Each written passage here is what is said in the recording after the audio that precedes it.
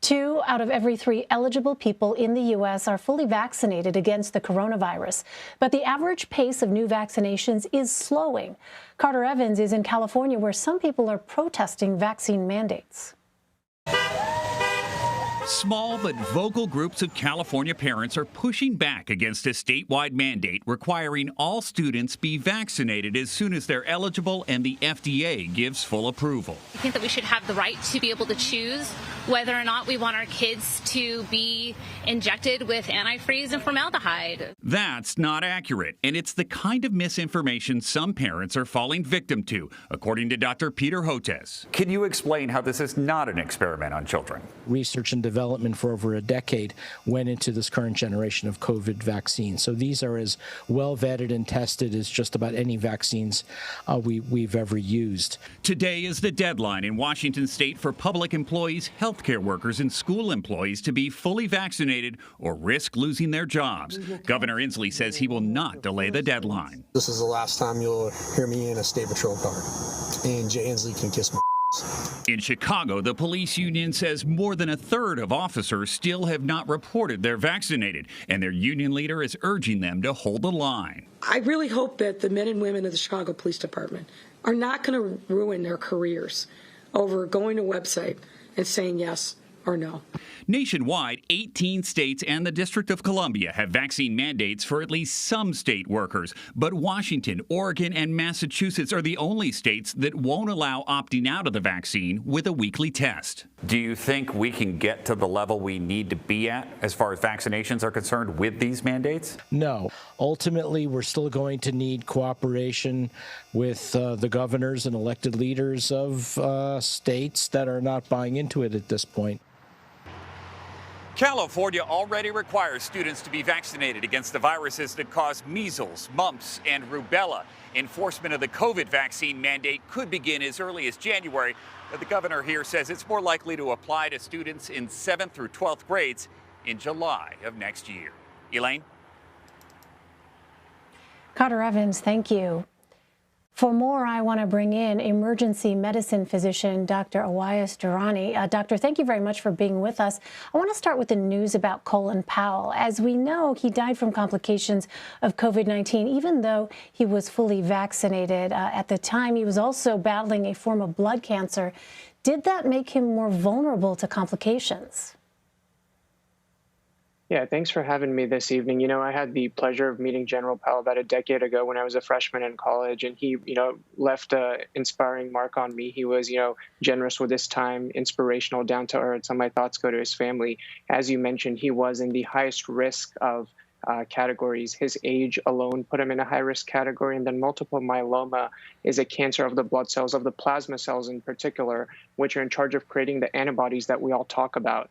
And so when you have multiple myeloma, you have a weakened immune system. Secondary to that, on top of that, you have treatments that also weaken your immune system for the multiple myeloma. And so that combination of factors puts you in the highest risk of category. That's why it's so important for all of us to get vaccinated. And so, I'll have young, healthy 20-year-olds say, hey, if I get sick, I'll probably be fine. True, but your grandparents might not be fine if they're dealing with one of these immunocompromised situations.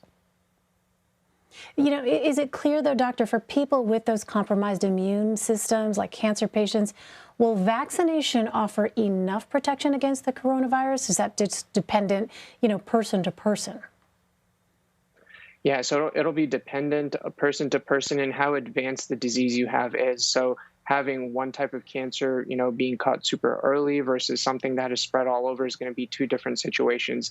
We do have data from Israel, though, that when these immunocompromised groups in general got a booster shot, death rates went down by over 50% in that group. So we still know that vaccines work and boosters work. They're not going to work as well as they do in a healthy 20-something-year-old, but vaccines are still effective. And then it's incumbent on the rest of us to make sure that we aid that protection that this individual is getting from the vaccines.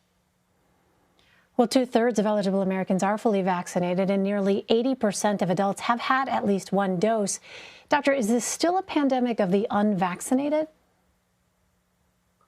Well, the short answer is yes. We've seen that vaccines work and they prevent people from getting hospitalized. We've seen that as vaccine mandates have gone into places, hospitalization numbers have fallen in areas with high vaccination rates. And we've also seen that mandates work. And so I think now is the time, as we're heading into the winter, as we're seeing the caseloads drop, to really double down on mandates and ensure that people get vaccinated. We've seen they work in the healthcare setting, they work in the United States military, they work in many private corporations. And so it's all about, getting into this winter season prepared, making sure that we're not infecting our elderly, and that so we don't have another surge. Well, the CDC added mental health conditions like mood disorders and schizophrenia to its list of underlying conditions for vaccine eligibility. Why is this important? Yeah, the short answer is mental health is health. For far too long, we have treated mental health as not an equivalent to cancer or diabetes or heart disease, but it truly is. We've seen in about 2 to 3 studies that came out over the past few months that depression and schizophrenia were risk factors. And schizophrenia in particular was secondary only to age in terms of poor outcomes from COVID-19. Now, we're really not sure why that is. It might be the biology of the individuals with these diseases. It might be the medications that they're on. But we have clear data that proves that they are at an increased risk when they have these diseases. And I applaud the CDC for treating mental health as any other health condition and allowing these individuals to get boosters and making sure that they get the care that they need. So the CDC has not yet recommended mixing and matching vaccines, but it did say those who get doses of different shots can still be considered fully vaccinated. Explain to us that decision. Yeah, so we have data from a lot of European countries that have been mixing and matching over the past couple of months that show that you do get an adequate immune response and antibody response when you get a mix and match shot. Some data has actually shown that you get a more robust response. And so for the sake of considering them fully vaccinated, it is the right call to consider them fully vaccinated. Now, we're getting some data from here within the United States over the upcoming days and weeks that'll kind of give us a better indicator into when you mix and match that robust response.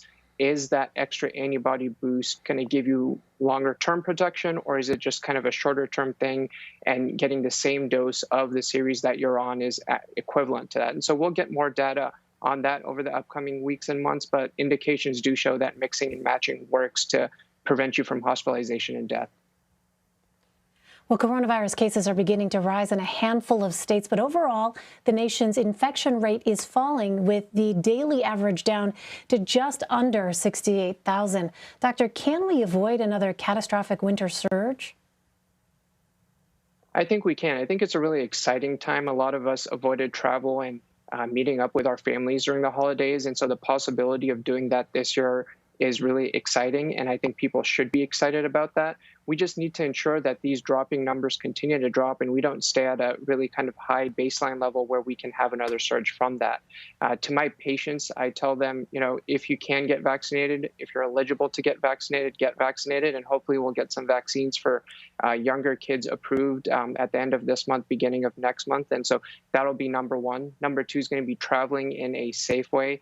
And so wearing masks when you're traveling, hand hygiene, and ensuring that you're taking every precaution possible.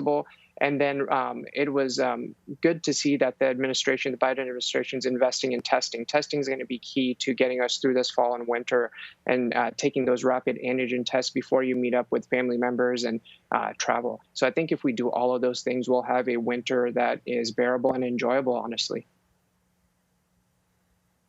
All right, perhaps a bit of hopeful news there. Dr. Owais Durrani, thank you very much, doctor, for sharing your expertise with us. Appreciate you having me.